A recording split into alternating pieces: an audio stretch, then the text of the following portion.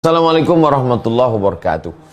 Bapak, ibu, abang, kakak, adik, sahabat jamaah dimanapun berada, ma'akalta fa'afnaita, makanan yang dimakan berubah menjadi kolesterol, diabetes, jantung, gula, dan lain sebagainya. Wa malabista fa'ablaita, yang dibelikan ke pakaian, busuk, lapu, ketinggalan zaman. Wa mata saddaqta fa'amdaita, yang diwakafkan, disedekahkan, itulah yang akan kekal abadi. Rumah besar hanya menjadi kenangan, lapuk, berlumut, tumbang, tinggal. Ada kelas yang dipakai para penghafal Quran, itulah yang kekal abadi, mengalir pahalanya untuk kita. Hadiahkan untuk almarhumah ibu, almarhum ayah, kita dapat, orang tua pun dapat. Satu lantainya 4 kelas, totalnya 16 kelas, tempat santri belajar. Yang sekarang santri belajar di asrama. Asrama bisa dibuat kelas, tapi nanti pindahkan ke kelas semua. Mari kita support pembangunan, kirimkan semen, batu bata, kerikil, pasir, besi, dan lainnya. Berkah selalu, barakallahu fikum. Wassalamualaikum warahmatullahi wabarakatuh.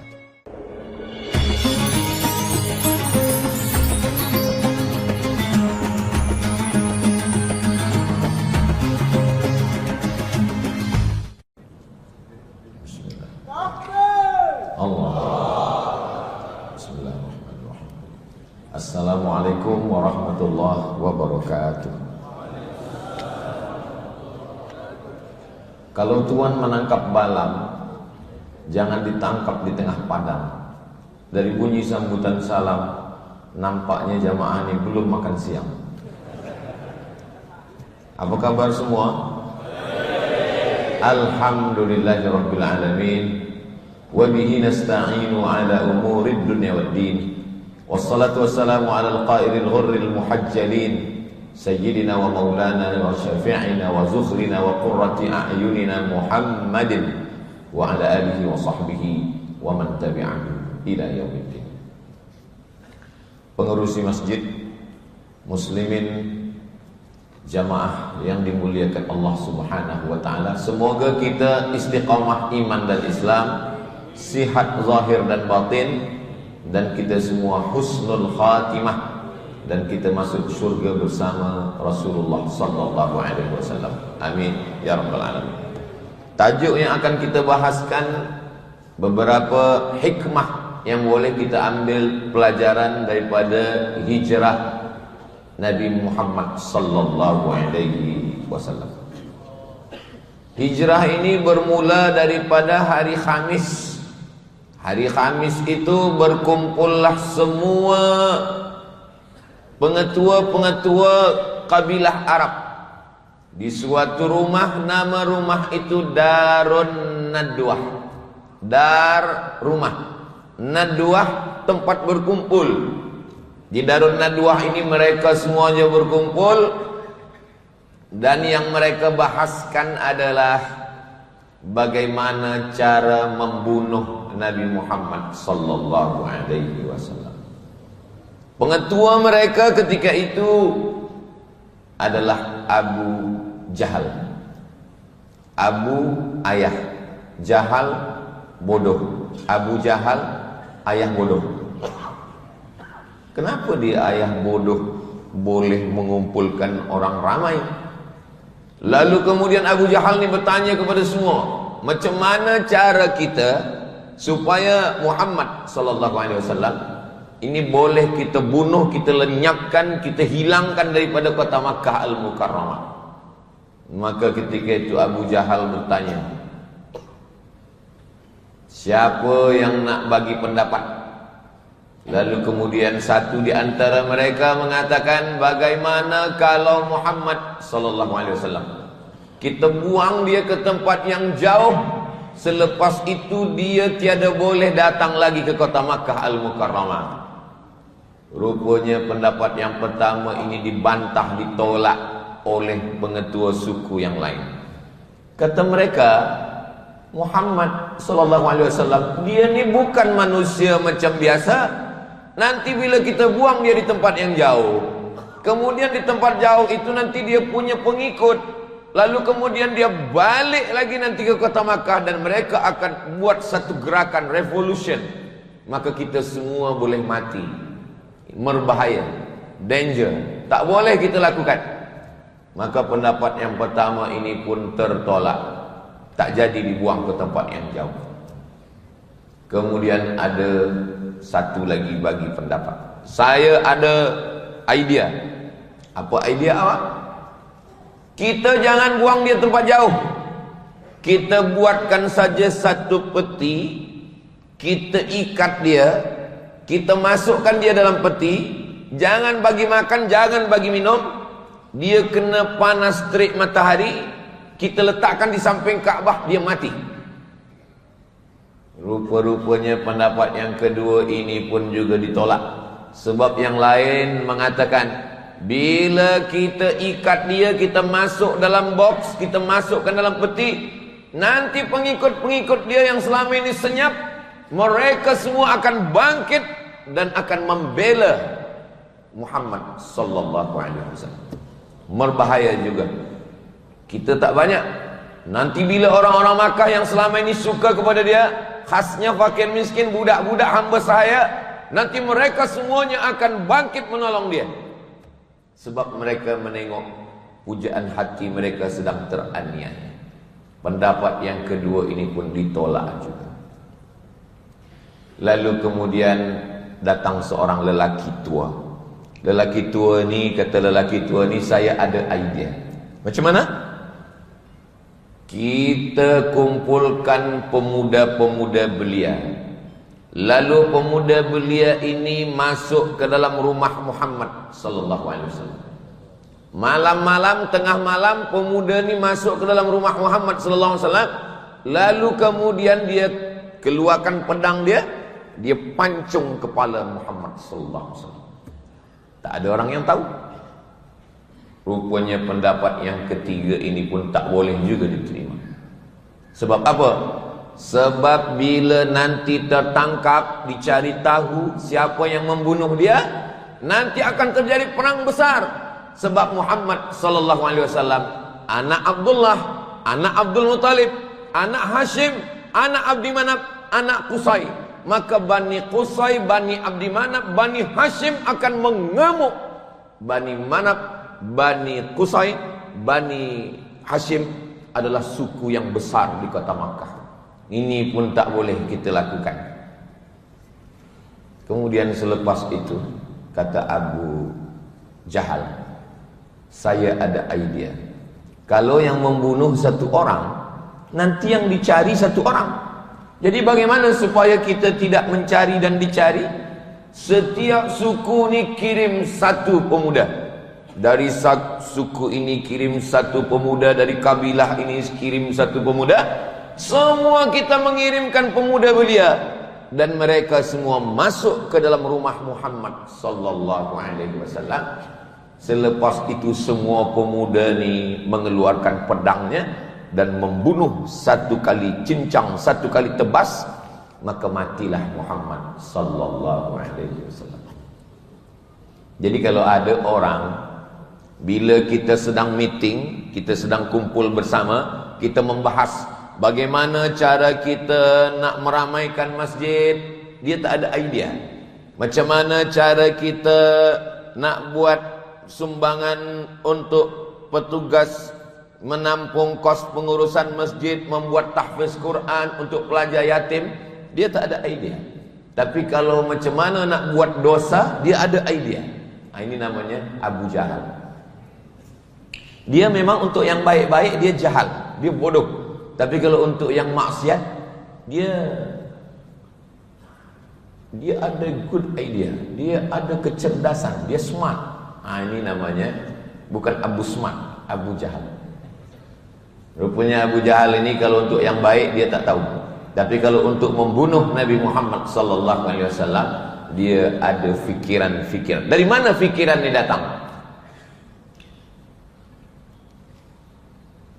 Wa inna syayatina la yuhuna ila awliyaihim. Setan-setan mengirimkan wahyu kepada wali-walinya. Rupanya setan ini ada walinya. Makanya kalau ada orang mengaku wali, tak sembahyang, itu wali setan. Inna syayatin, setan-setan, layuhuna, mengirimkan wahyu ila awliyaihim, kepada wali-wali syaitan. Jadi ada wali Allah, ada wali syaitan.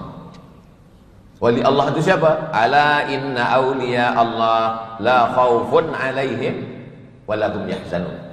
Dia tak ada takut, dia tak ada sedih, sebab takut dia dah habis kepada Allah Subhanahu wa taala. Tapi rupanya Abu Jahal ni satu daripada wali syaitan yang mendapatkan bisikan halus di dalam hati untuk mengeluarkan satu idea, mengumpulkan semua pemuda belia untuk membunuh Nabi Muhammad sallallahu alaihi wasallam. Peristiwa itu terjadi pada hari Khamis pagi di Darun Nadwah. Kemudian siang ba'da zuhur, Nabi Muhammad sallallahu alaihi wasallam datang kepada rumah Sayyidina Abu Bakar Siddiq. Assalamu alayka ya Aba Bakrin. Assalamu alayka ya Abdullah bin Abi Quhafah. Nama dia Abdul Ka'bah. Nama dia sebelum masuk Islam Abdul Ka'bah. Tak boleh menyandingkan nama Abdu kepada benda, tak boleh. Abdul Ka'bah tak boleh, syirik, hamba Ka'bah. Kita hanya boleh menghambakan diri pada Allah. Maka dirubah Nabi.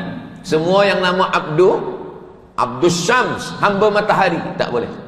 Abdus Syams dirubah jadi Abdul Rahman. Abdul Ka'bah dirubah menjadi Abdullah. Lalu kemudian Nabi datang ke rumah Abdullah bin Abi Quhafah. Dia adalah Abu Bakar Siddiq. Wahai Abu Bakar, ya, kita malam nanti hijrah. Abu Bakar memang dah lama menunggu nak hijrah, tapi dia tunggu Nabi sallallahu alaihi wasallam. Kenapa kita malam nanti pergi hijrah ya Rasulullah? Sebab pagi ini semua pemuda belia kafir Quraisy sudah berkumpul di Darun Nadwah dan mereka akan membunuh saya nanti malam. Maka nanti malam sebelum mereka membunuh saya, kita pergi ke Jabal Sur. Dari mana Nabi Muhammad SAW tahu? Rupa-rupanya pertemuan itu dihadiri oleh Jibril alaihissalam. Jibril membagi tahu kepada Nabi, wahai Muhammad SAW, hari Khamis malam Jumat tengah malam nanti mereka akan datang membunuh engkau. Maka cepat engkau bersiap berhijrah. Maka malam itu sebagaimana biasa Nabi terjaga, dia bangun, dia sembahyang tahajud. Selepas Nabi tahajud, dia pun keluar dari rumah menuju rumah Abu Bakar Siddiq. Ketika dia keluar dari rumah, itulah yang dibacakan dalam surah Yasin yang selalu kita baca. Wa ja'alna min baini aydihim saddan wa min khalfihim saddan fa'aghshaynahum fahum la yubsirun. Wa ja'alna min baini aydihim sadda. Kami jadikan di hadapan mereka ada dinding yang tinggi, yang besar. Wa min khalfihim sadda. Di belakang mereka juga ada. Wa ja'alna min baini aydihim sadda wa min khalfihim sadda fa'aghshaynahum. Kami tutupi mereka. Fahum la yubsirun. Mereka tak boleh menengok Muhammad sallallahu alaihi wasallam. Maka Nabi keluar dari rumahnya dan pemuda-pemuda belia itu tidak boleh menengok Nabi Muhammad sallallahu alaihi wasallam. Itulah mengapa setiap malam Jumat orang baca Yasin. Sebenarnya membaca Yasin ini bukan malam Jumat. Man qara'a Yasin fi lailatin, siapa yang baca Yasin tiap malam, malam Isnin, malam Selasa, malam Rabu, malam Khamis, malam Jumat, malam Sabtu, malam Ahad, tiap malam. Tapi bila kita baca malam Jumat, sebenarnya kita sedang mengingat hijrah, bukan setahun sekali. Jadi kalau ada orang mengatakan, apalah orang Islam ini, dia memperingati hijrah ini setahun sekali. Kami orang Islam ingat hijrah bukan setahun sekali. Tiap malam Jumat, tiap baca Yasin, kami ingat hijrah Nabi Muhammad sallallahu alaihi wasallam. Wa ja'alna min baini aydihim saddan wa min khalfihim saddan fa aghshaynahum fahum la yubsirun. membaca ayat itu, ingatlah macam mana Nabi Muhammad SAW keluar dari rumah dan tiada satu pun pemuda kafir musyrik itu boleh menengok Nabi Muhammad. Tak logik lah, tak masuk akal lah. Mudah saja bagi Allah. Innama amruhu idza arada syai'an ayaqula lahu kun fayakun. Tapi ayat ini bercerita tentang hijrah. Banyak juga kadang saya tak tahu di Malaysia, di pondok-pondok dulu tempat saya belajar, banyak budak-budak salah guna ayat ni. Ayat ni dia baca bila nampak polis dari jauh. Wa ja'alna min baini aydihim saddan wa min khalfihim saddan fa ashaynahum fa hum la yubsirun.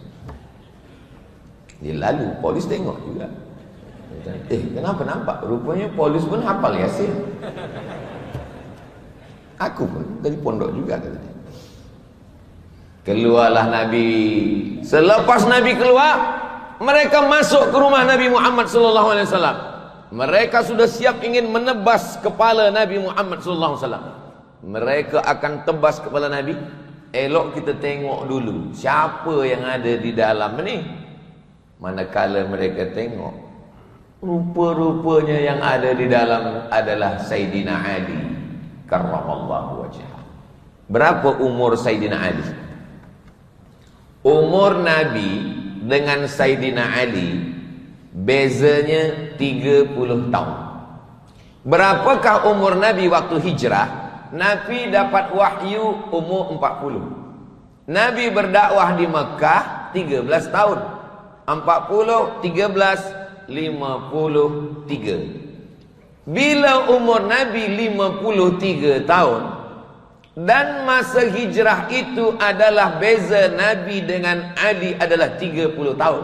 Nabi 53. Maknanya umur Sayyidina Ali dalam selimut di atas tempat tidur Nabi itu berumur 23 tahun. Pemuda belia. 23 tahun. Saya lebih kurang lah. Saya 48 tahun. Pemuda umur 23 tahun menggantikan Nabi. Dia buka, dia tanya, "Om kau Ali?" "Ya." "Mana Muhammad sallallahu alaihi wasallam?" Kata Sayyidina Ali, "Saya tak tahu. Nabi Muhammad SAW suruh saya tidur sini." Apa pelajaran, hikmah yang boleh kita ambil dari peristiwa hijrah ini? Bahwa orang kafir musyrik Abu Jahal, mereka semuanya bermusyawarat. Walaupun dalam perbuatan maksiat, dalam perbuatan dosa, ingin membunuh Nabi, mereka tetap bermusyawarat. Jadi kalau ada orang sekarang mengurus masjid, pengurusi rumah yatim, sekolah Islam, tapi tidak ada musyawarat, maka sebenarnya Islam ini kekuatannya ada pada jamaah. Alaikum bil jamaah. Iyyakum wal furqah. Jangan bersendirian. Man syadza syadza finnar. Siapa yang bersendirian, sendirian masuk neraka. Orang kafir musyrik kalau dia berjamaah dia kuat. Orang Islam kalau dia bersendirian dia lemah. Mereka masa itu berjamaah. Dan Nabi SAW jamaahnya lebih kuat. Sayyidina Ali diletakkan di atas tempat tidur, dan yang menemani dia di Jabal Sur adalah Sayyidina Abu Bakar Siddiq. Abu Bakar kawan, Sayyidina Ali saudara, ada hubungan nasab. Ustaz Samad saya tengok selalu berjalan dengan fulan ni, saya tengok ada gambar video, ada gambar banyak pergi kemana-mana dengan dia, ya? Ustaz ada hubungan nasab dengan dia? Tidak. Tapi kenapa dekat hubungan nasib? Hubungan kita ni dua. Kalau tak nasab, nasib. Sama-sama susah. Hubungan nasab dengan Sayyidina Ali. Sebab ayah Ali dengan ayah Muhammad SAW adik-beradik kandung. Kalau ayah adik-beradik, orang Malaysia sebut itu hubungan keluarganya apa sih? Kalau tempat saya, orang Melayu, kalau emak kita adik-beradik sepupu. Kalau nenek adik-beradik dua pupu. Kalau ayah adik-beradik sewali. Bukan sepupu. Kenapa sebut sewali? Sebab bila semua mati, ayah mati, atuk mati, pakcik mati, abang ayah mati, maka dia boleh mewalikan nikah. itu maka disebut saudara sewali. Budak-budak sekarang dah tak tahu lagi sewali itu siapa? Brother. Dia tak tahu. Jadi cuba kita tuliskan syajarah silsilah nasab. Saya alhamdulillah saya buatkan silsilah nasab. Atuk, adik-beradik berapa orang, mak, ayah, adik-beradik berapa orang, baru kami sepupu, dua pupu, sewali, dua wali. Bila Aidil Fitri datang budak-budak kecil ni, kita tanya, apa hubungan awak dengan dia? Tak tahu. Cuba tengok. Nama atuk awak siapa? Ni. Nama atuk awak siapa? Ni. Ada di situ? Ada. Sebab bila kita tak buat macam ni, nanti anak-anak kita tak tahu. Dia tak, kalau bila kita ditanya orang, siapa saudara awak, siapa family awak? Naruto, Spiderman. Sebab itu yang selalu dia tengok, itu yang selalu dia dengar. Nabi Muhammad sallallahu alaihi wasallam anak Abdullah, Sayyidina Ali anak Abu Talib, Abdullah bin Abdul Muttalib, Abu Talib bin Abdul Muttalib, Hamzah bin Abdul Muttalib, Abbas bin Abdul Muttalib, Abu Lahab bin Abdul Muttalib. 5 yang selalu masyhur. Abu Talib, Abdullah, Hamzah, Abbas, Abu Lahab. Abu Lahab pun anak Abdul Muttalib. Tapi sebenarnya mereka adik-beradik ini 10 lelaki. Apa kata Abdul Muttalib? Bila saya punya anak 10 lelaki, satu daripada yang 10 ini saya akan sembelih, bersyukur pada Allah. Jangan buat macam ni. Ustaz Abdul Somad, saya ada nazar ni, bila anak saya 10, nanti saya sembelih satu. Tak boleh. Lepas itu ditebus dengan kambing, dengan unta. Makanya Nabi mengatakan, ana ibnu Zabihaini, saya ni anak daripada 2 lelaki yang disembelih, hampir disembelih. Yang pertama Ismail alaihissalam, yang kedua Abdullah anak Abdul Muttalib. Apa pelajaran dari sini? Antara kawan dengan saudara, kalau perkara itu berat, pilih saudara. Tapi kalau perkara itu agak ringan, pilih kawan. Sebenarnya mana yang lebih berat dan mana lebih ringan? Sebenarnya lebih ringan Sayyidina Ali.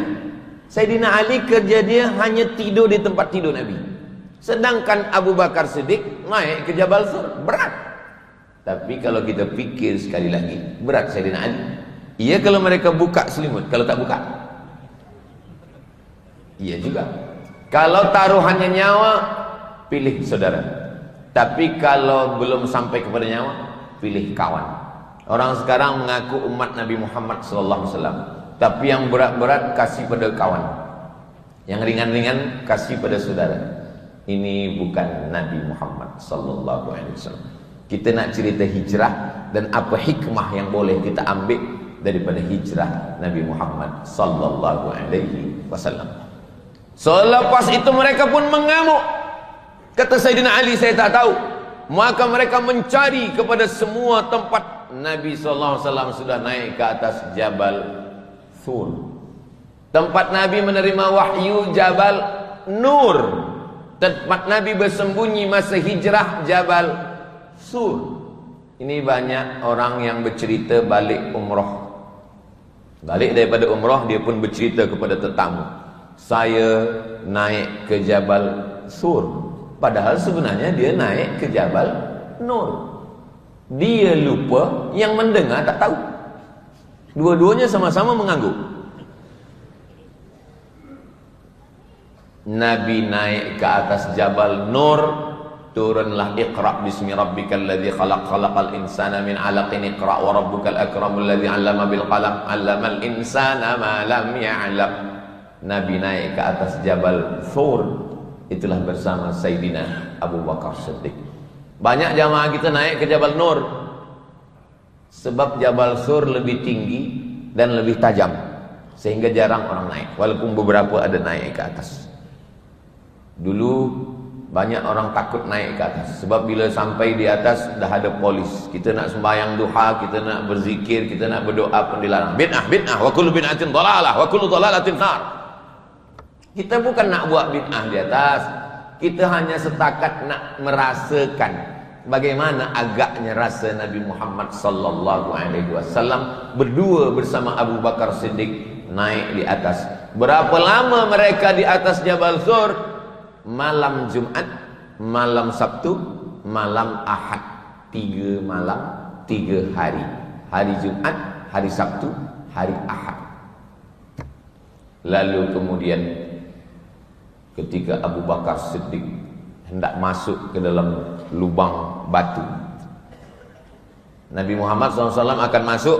Lalu kemudian Abu Bakar mengatakan, jangan masuk ya Rasulullah, izinkan saya dulu masuk. Kata Nabi, kenapa begitu Abu Bakar? Bila engkau yang masuk, di dalam ada binatang berbisa, di dalam ada singa harimau, dia akan menerkam engkau. Dan bila engkau mati, maka risalah Islam tak sampai kepada umat. Bila saya yang masuk, saya mati, hanya anak dan istri saya saja yang berduka. Biarlah saya yang masuk ya Rasulullah. Abu Bakar Siddiq masuk ke dalam gelap. Dia rasa semua sudah aman, tidak ada yang mengganggu. Rupa-rupanya di dalam tu ada lubang. Di dinding lubang batu yang besar tu ada lubang kecil. Abu Bakar Siddiq takut ada apa-apa di lubang tu. Dia duduk, dia sumbat lubang. Lalu kemudian dia julurkan kakinya. Maka Sayyidina Abu Bakar duduk. Datanglah Sayyidina wa Maulana wa Syafi'ina Muhammad sallallahu alaihi wasallam. Cuba agak kita bayangkan, kalaulah malam itu yang hijrah bukan Abu Bakar tapi Abdul Somad. Agak-agaknya apalah kata dia ke Nabi. Kata dia, ya Rasulullah, masuklah dulu. Sebab bila engkau masuk, ada Jibril, ada Mikail, ada Israfil, ada Israel, ada malaikat-malaikat menjaga, ada kiraman katibin, ada malaikat hafiz, muhafazah, ada malaikat hafazah. Abu Bakar Siddiq nyawa dia bagi untuk Nabi Muhammad sallallahu alaihi wasallam. Masuk ya Rasulullah. Nabi sallallahu alaihi wasallam pun masuk. Nabi letih sebab naik ke atas. Nabi tertidur di atas pangkuan. Kepala Nabi di atas pangkuan Abu Bakar Siddiq. Apa makna ni? Bahawa mereka memang betul-betul bersahabat dekat.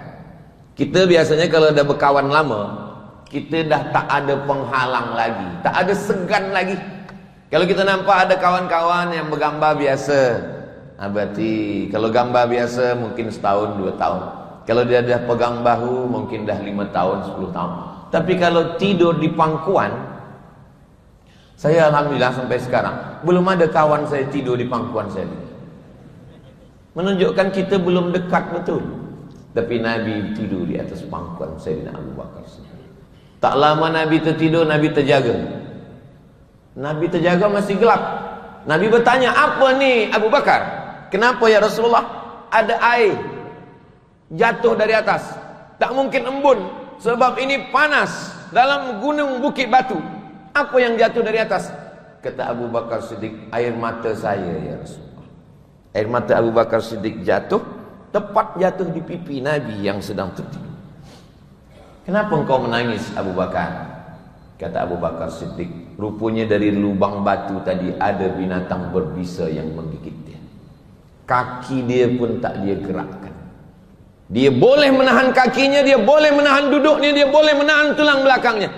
Hanya satu yang tak boleh dia tahan, air mata. Air mata tak boleh ditahan. Menangis Sayyidina Abu Bakar Siddiq menahankan sakit. Biasanya kita semua boleh kita tahan. Saya pun kalau mengaji macam tu juga Ustaz.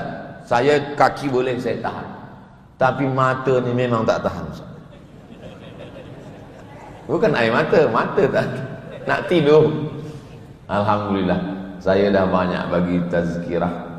Belum pernah lagi saya marah menengok jamaah tertidur, belum pernah.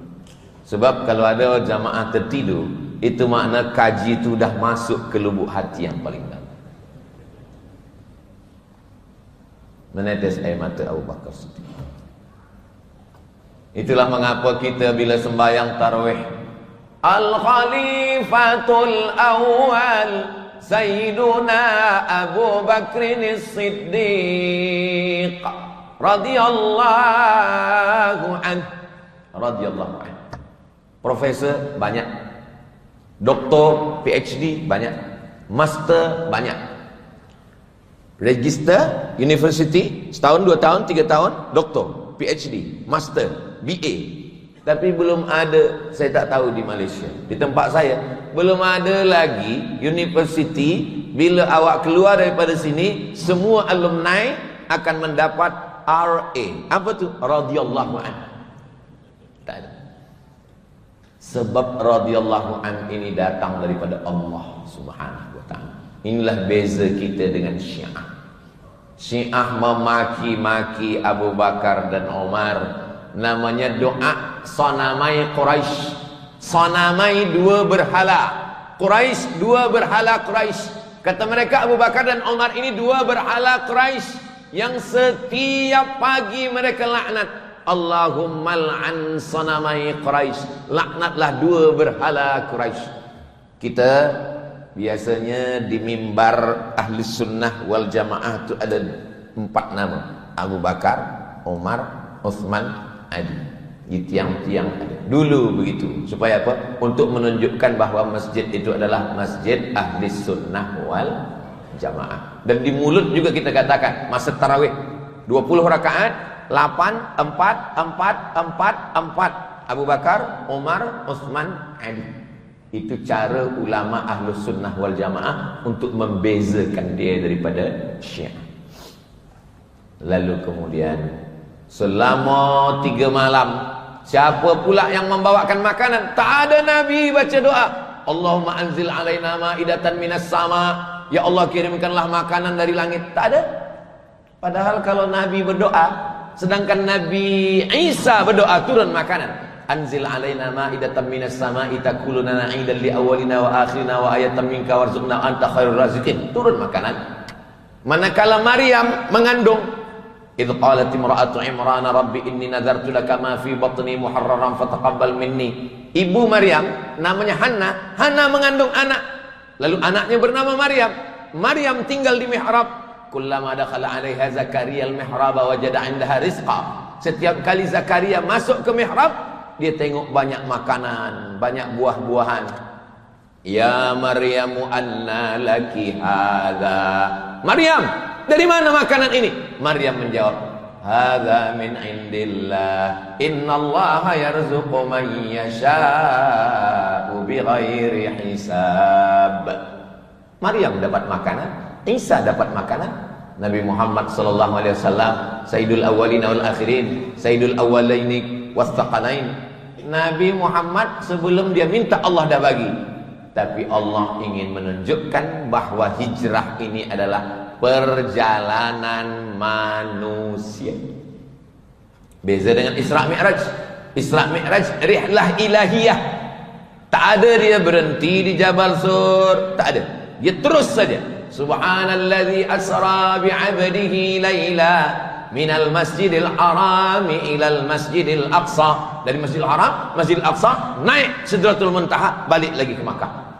Tapi hijrah tidak begitu. Siapa yang membawa makanan? Yang membawa makanan seorang perempuan namanya Asma binti Abi Bakar. Apa pelajaran dari hijrah ini? Kalau kita boleh bagi nyawa, kasih nyawa. Kalau kita boleh bagi harta, kasih harta. Kalau kita boleh bagi makanan, bawakan makanan. Masjid Tengku Besar Terengganu memohon kepada jamaah supaya para jamaah bagi menampung kos pengurusan masjid untuk melaksanakan program keagamaan dan kemasyarakatan yang akan datang. Ini hari ini hijrah ni kita sedang nak tengok yang mana Sayyidina Ali, yang mana Abu Bakar, yang mana Asma, yang mana Abu Lahab, yang mana Abu Jahal. Oh, Ustaz Somad tak boleh cakap macam itu. Saya sedang bercerita tentang hijrah. Kalau ada di antara kita seorang anak muda belia, maka tenaga dia kuat. Umar bin Khattab. Ada pemuda belia, pikiran dia smart. Ali bin Abi Thalib. pemuda belia, kaya raya, Utsman bin Affan. Orang tua baik, boleh menjadi suri tauladan, Abu Bakar Siddiq. Perempuan selalu membawa makanan, Asma binti Abu Bakar. Cuba kita fikir-fikir. Saya, Ali tidak, Abu Bakar tidak, Umar tidak, Utsman tidak, Asma tidak. Tak usahlah saya teruskan. Kita sedang mengukur diri kita sendiri. Sumbangan boleh disalurkan kepada petugas-petugas yang membawa beg yang dikhaskan selepas ini. Kutipan berlangsung sekarang, sebelum jamaah keluar. Masukkan. Itulah yang akan menolong kita di hadapan Allah Subhanahu wa taala. Saya akan terus sallallahu ala Muhammad sallallahu alaihi wasallam sallallahu ala Muhammad sallallahu alaihi wasallam. Ya Nabi salam alaika, ya Rasul salam alaika, ya Habibi salam alaika, salawatullah alaika. Kenapa kita katakan salam alaika? Kerana dalam Al-Quran dikatakan innallaha wa malaikatahu yusalluna 'alan nabi ya ayyuhalladzina amanu sallu 'alaihi. 3 salawat. Sallu 'alaihi wa sallimu taslima. Assalamu alayka ya Nabi Allah, assalamu alayka ya Habib Allah, assalamu alayka ya Safwat Allah, assalamu alayka ya khaira khalqillah, assalamu alayka ayuhan nabiyyu wa rahmatullahi wa barakatuh. Nabi menjawab salam kita, wa alaikumussalam, kita dapat keselamatan, wa rahmatullah, kita mendapat rahmat Allah, wa barakatuh, barakah rezeki, barakah umur, barakah anak, barakah ahli keluarga, barakah semua yang diberikan Allah pada kita. Mudah-mudahan kita mendapatkan 3 selamat, rahmat dan barakah ini insyaallah. Amin. Nabi sallallahu alaihi wasallam 3 malam. Malam yang keempat, malam Jumat, malam Sabtu, malam Ahad, malam Isnin bertolak. Bismillahi tawakkaltu 'ala Allah, la haula wala quwata illa billah. Naik unta. Subhanalladzi sakhkhara lana hadza. Maha suci Allah yang sudah menundukkan unta ini. Subhanalladzi sakhkhara lana hadza wa kunna lahu muqrinin wa inna ila rabbina lamunqalibun. Bismillahi majriha wa mursaha inna rabbi laghafurur rahim.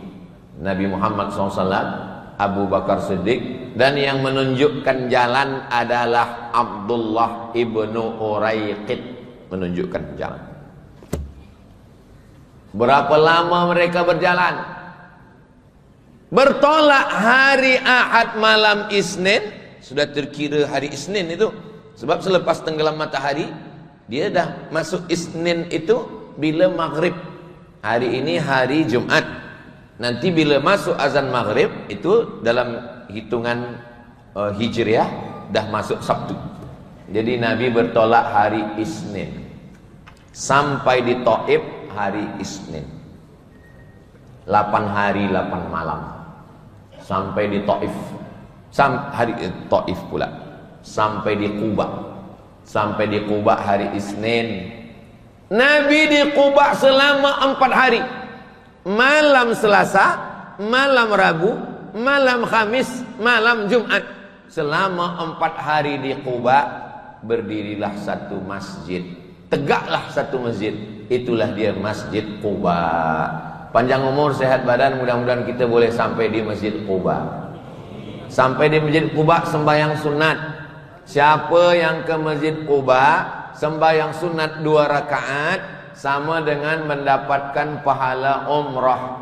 Ini banyak orang pergi ke Kuba ambil gambar, lepas itu naik bas pergi. Tak ada sembahyang sunat. Rupanya gambar lebih penting daripada sembahyang sunat. Bila sampai di Kuba, ambil air sembahyang, salat sunat, tahiyatul masjid. Kalau pagi duha, kalau tengah malam tahajud. Tak ada pagi, tak ada petang, tak ada siang. Salat sunat hajat, salat sunat mutlak, minta berdoa kepada Allah di Masjid Quba. Berapa lama Nabi berada di Quba? 4 hari. Hari Selasa, Rabu, Khamis, Jumat. Pada hari Jumatlah Nabi bertolak dari Quba menuju Yathrib. Apa pelajaran yang boleh kita ambil? Bahwa di mana kaki berpijak, disitulah kita membina masjid. Semua ulama-ulama kita bila dia memijakkan kaki di suatu negeri, sultan-sultan, raja-raja Melayu, bila dia berkuasa, dia pasti bina masjid. Sebab apa? Sebab dia tahu yang mengalir sampai hari kiamat adalah masjid. Masjid Tengku Besar Terengganu. Man bana masjidan, siapa yang membina masjid, banallah mithlahu baitan fil jannah, dibinakan untuknya satu tempat di surga. Mudah-mudahan panjang umur, sehat badan, anak cucu kita membina masjid insya-Allah. Amin. Ada seorang membina masjid di Bogor dekat Jakarta. Kata dia, Ustaz Somad, kami nak jemput Ustaz ke masjid kami. Ustaz tolong bagi sign. Saya tanya, masjidnya dah siap belum? Sebab banyak juga yang ajak, rupa dia nak letak batu pertama. Masjidnya dah siap Ustaz Somad. Ustaz tinggal bagi sign saja. Dah siap masjid. Apa nama masjidnya? Masjid As-Somad. Elok juga kata saya. Di Bogor. Nanti bila pergi ke Bogor, ada tahfiz Quran, cari Masjid As-Somad. Saya tak ada bina masjid ni. Mereka yang bina masjid, mereka buat nama As-Somad. Saya sangka nama saya, rupanya Asmaul Husna.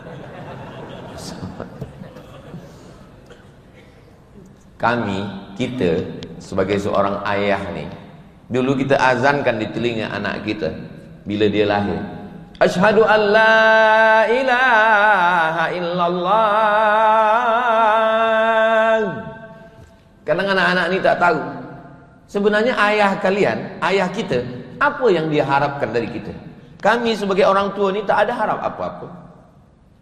Kami tak nak kalian benakan rumah besar untuk kami. Kami tak nak. Kalau kalian benakan, boleh juga. Tapi yang kami inginkan adalah rumah yang tidak akan diwariskan. Rumah yang tak akan hilang kalau kami mati. Benakanlah rumah Allah. Buatkanlah rumah tahfiz Al-Quran. Rumah tahfiz Al-Quran. Mengenang almarhumah mak dan almarhum ayah. Ustaz Somad, saya dah bina 2 aras. Aras 1, aras 2, ada bilik-biliknya, ada asramanya, ada kelasnya. Tolong Ustaz bagi nama. Bulan lalu datang seorang pada saya, lelaki. Dia rupanya dah benakan rumah tahfiz untuk almarhumah mak, almarhum ayah. Lama saya berfikir, apalah yang cocok nama ni. Saya kirim, buatlah. Apa ni? Sayang mak ayah. Supaya setiap anak-anak yang belajar di situ, engkau baca Quran, tahfiz Quran, tahsin Quran, tajwid, idgham, ikhfa, qalqalah di mana? Sayang mak ayah. Kenapa mak lebih dulu daripada ayah? Mak yang mengandung 9 bulan 10 hari, mak yang melahirkan bersimbah darah meregang nyawa, mak yang menyusukan 2 tahun lamanya. Dan Nabi pun mengatakan ummuka, ummuka, ummuka, ibumu, ibumu, ibumu. Sebab bila saya sebutkan namanya tahfiz Quran, mak ayah. Oh, kenapa mak dulu? Ar-rijal, lelaki dulu Ustaz. Kalau ada lelaki yang cemburu, dia ingin dia lebih dulu, cubalah yang 3 ni. Cuba mengandung 9 bulan 10 hari. Cuba melahirkan, cuba menyusukan. Macam mana kami boleh melahirkan? Makan mangga bulat-bulat, keluarkan bulat-bulat. Mohon maaf, mohon maaf, mohon maaf. Wahnan ala wahnin, lemah di atas lemah. Sayyidina wa maulana Muhammad sallallahu alaihi wasallam mengajarkan sahabat untuk membalas, maka dia binakan masjid. Kita masjid dah cantik. Masjid Tengku Besar Terengganu dah cantik, dah besar. Tapi setiap hari ada sembahyang, ada tazkirah, maka kita ikut support program-program ini.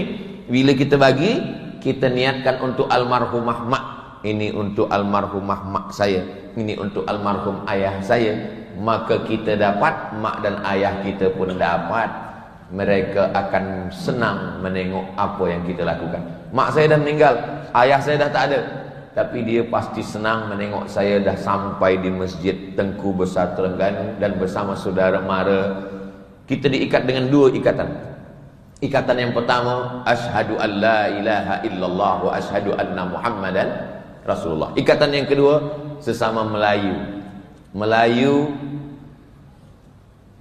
Melayu itu hebat kerana Islam. Melayu tanpa Islam hilang me-nya, tinggal layunya saja. Di mana bumi dipijak, di situ langit dijunjung. Di mana lelaki bertanjak, di situ perempuan bertudung. Apa maknanya? Orang Melayu antara agama dengan adat istiadat sejalan. Pakaiannya Melayu, hatinya, kepalanya. Ini anak-anak kita tengok dia pakai surban, dia pakai jubah, dia ikut pakaian Nabi Muhammad sallallahu alaihi wasallam. Tapi setengah lagi sebagian dia pakai baju Melayu. Dia guna songket, dia guna tanjak, dia guna kopiah. Sebab apa? Sebab kedua-duanya tidak bercanggah dengan adat. Ada pun beberapa adat kita yang tidak sesuai dengan akidah. Dah lama ulama kita membuang itu jauh-jauh. Tapi yang baik, khudh ma safa, ambil yang baik, da' ma kadar, buang yang keruh. Ambil yang jernih, buang yang keruh. Al-muhafazatu 'alal qadimis salih. Yang lama-lama, yang elok-elok ambil, pertahankan. Wal akhdhu bil jadidil aslah. Yang baru-baru, yang elok-elok pula kita ambil, kita amalkan. Alhamdulillah kita masih menjaga itu. Balik kepada hijrah Nabi Muhammad sallallahu alaihi wasallam. Hari Jumat, malam Selasa, malam Rabu, malam Khamis, malam Jumat. Hari Jumat Nabi pun bertolak daripada Quba menuju Yathrib. Hari Jumat dia sampai di satu negeri, satu kampung, dia pun sembahyang Jumat di situ bersama sahabat. Tempat sujud Nabi sembahyang Jumat itu, itulah masjid pertama dibina di luar daripada Masjidil Haram. Selepas Masjid Quba. Masjid solat sembahyang pertama, solat Jumat di luar Masjidil Haram. Itulah dia datang khalifah bernama Umar bin Abdul Aziz. Umar bin Abdul Aziz, 1 abad, 100 tahun selepas Nabi Muhammad SAW, dia mencari tempat-tempat sujud Nabi. Di mana Nabi pernah bersujud? Ini dulu Nabi pernah bersujud. Maka dibinalah situ namanya Masjid Al-Jumu'ah. Nanti bila kita dari Masjid Quba, kita pergi nak ke Masjid Nabawi, nanti kita lalu di Masjid Al-Jumu'ah. Tapi Alhamdulillah, saya beberapa kali membawa jamaah umrah. Belum pernah jamaah umrah itu bertanya, Ustaz Somad, di mana Masjid Al-Jumu'ah? Belum pernah. Biasa yang mereka tanya, di mana belanja murah? Belanja tak salah, sebab kita memanglah membagi hadiah tahadu tahabu. Kalau kamu berbagi hadiah, kamu akan kasih sayang. Tapi berangkat umrah bukan setakat ibadah, tapi juga ada sejarah, ada sirah bahwa Nabi SAW, kenapa Nabi tak sembahyang di Masjid Quba? Kenapa dia bertolak dari pagi? Sebab dia ingin ada tempat yang baru. Di setiap tempat itu ada barakah. Kalau dia sembahyang di Masjid Quba, takkan ada Masjid Al-Jumu'ah. Dia tetap berjalan pagi dari Quba sampai di tempat itu dia pun solat. Nanti bila nak nengok gambar, tulis saja di Google Masjid Al-Jumu'ah. Nanti nampak masjid yang dibina oleh Umar bin Abdul Aziz. Nabi berdoa minta hujan. Aghithna, aghithna, aghithna. Tolong kami turunkan air hujan ya Allah. Datang awan. Datang awan, Nabi solat. Tempat Nabi sembahyang minta hujan istisqa, turun awan, dibina juga masjid oleh Umar bin Abdul Aziz, namanya Masjid Al-Ghamamah. Ghamamah kalau kita menghadap ke kiblat, sebelah kiri dari Masjid Nabawi. Ini Masjid Nabawi, dia sebelah kanan. Ada Masjid Abu Bakar, ada Masjid Sayyidina Ali, ada Masjid Al-Ghamamah. Ini yang membina-bina masjid kecil-kecil ini semua Umar bin Abdul Aziz. Kalau tak ada Umar bin Abdul Aziz, orang pun dah lupa di mana tempatnya. Tapi banyak tempat sejarah hilang. Alhamdulillah, dihadirkan Allah seorang khalifah yang adil, sampai-sampai dia disebut sebagai khulafa ar-rasyidin yang kelima. Sayyidina Abu Bakr Siddiq wa Umar wa Uthman wa Ali wa Umar bin Abdul Aziz. Umar bin Abdul Aziz. Lalu kemudian Nabi pun sampai ke Yathrib. Namanya Yathrib. Yathrib, apa arti Yathrib? Yathrib tempat tanah banyak penyakit. Yathrib tempat tanah banyak binatang berbisa. Yathrib tempat banyak yang tak elok. Dirubah Nabi menjadi Al-Madinah Al-Munawwarah.